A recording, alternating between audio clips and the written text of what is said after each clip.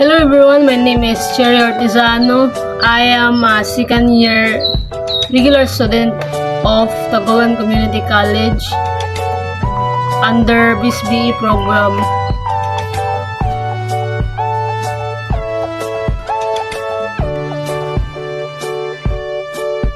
And one of my hobbies is playing guitar and listening to music because it makes me feel calm and peace.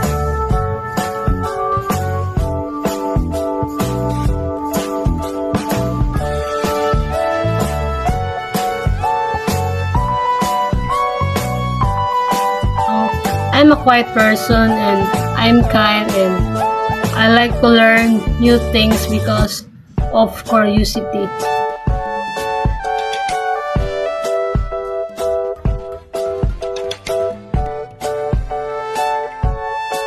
And my favorite food is, or my comfort food is chocolate because whenever I eat chocolate, I feel positive energy.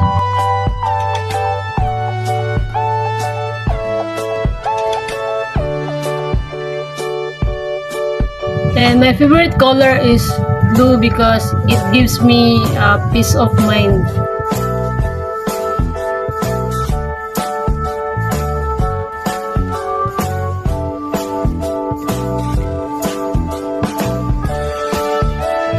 I use Facebook to scroll and watch videos, and I use Messenger to stay connected with my friends and family.